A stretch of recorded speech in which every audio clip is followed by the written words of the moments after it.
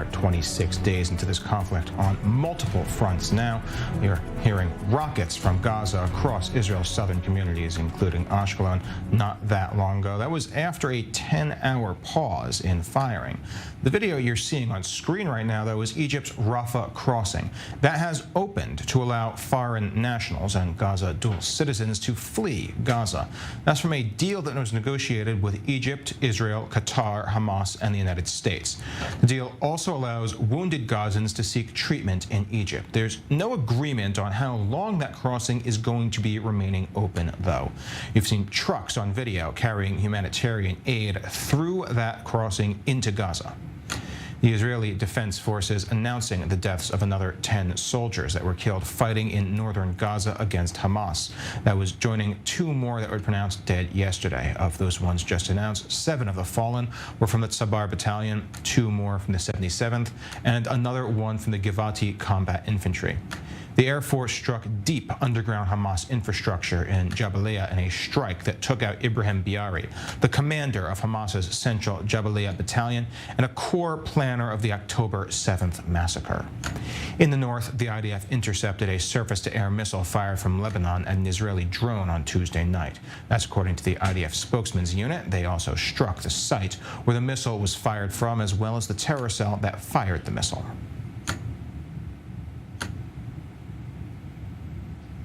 Okay, and we are going to now continue this coverage in the north, beginning with our correspondent, Mary McAuliffe, joining us from, okay, no, we have a bit of a challenge there as we are attempting to reconnect. There have been some additional escalations that we're seeing as well.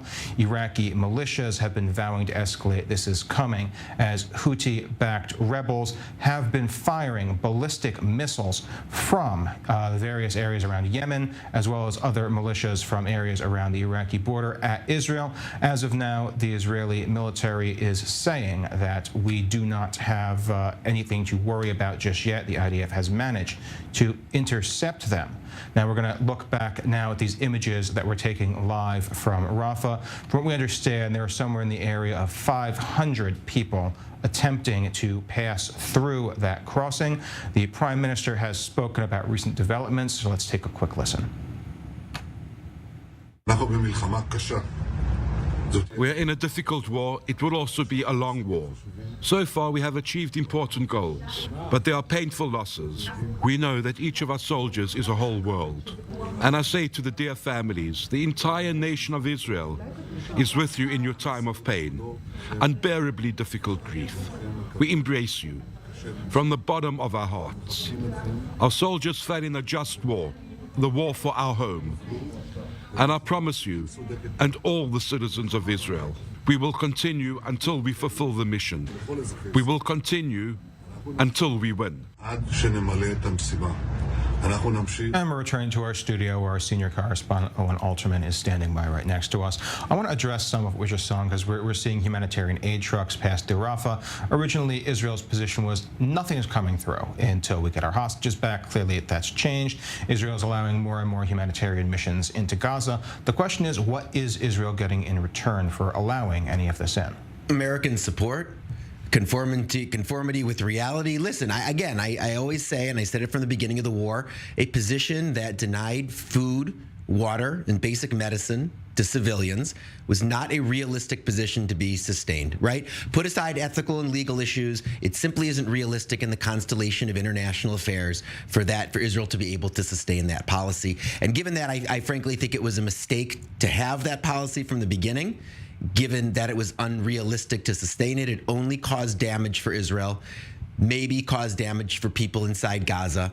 And lo and behold, reality has shaken its ugly head, reared its ugly head, if you will, or its beautiful head, if you will, and the humanitarian aid is flowing through and people coming out. Now, despite these humanitarian missions that Israel's allowing through, we have seen a lot of countries turning their backs. We've seen, not Bolivia, we've seen Colombia and Chile have withdrawn ambassadors. Bolivia cutting off all diplomatic relations. In the grand scheme of things, is this a trend? No. Listen, Latin America is a part of the world, as we all know, that's very polarized between right and left. And positions on Israel can change in a dime depending on the results of an election. And Colombia is such a great example, right? We've seen it in other parts of South America and other parts of Latin America over the course of the last decade or more. So it's certainly not surprising to see governments that in countries that are controlled at this point by the political left take steps against Israel. And again, governments that are controlled by the political right in that part of the world tend to be more friendly. So it's a matter of local politics and domestic politics that are controlled by factors that have nothing to do with Israel. And of course, there are issues that are more front and center to voters in those countries than Israel is. And Israel, the issue of Israel is essentially taken hostage by the domestic politics and domestic dynamics in these countries.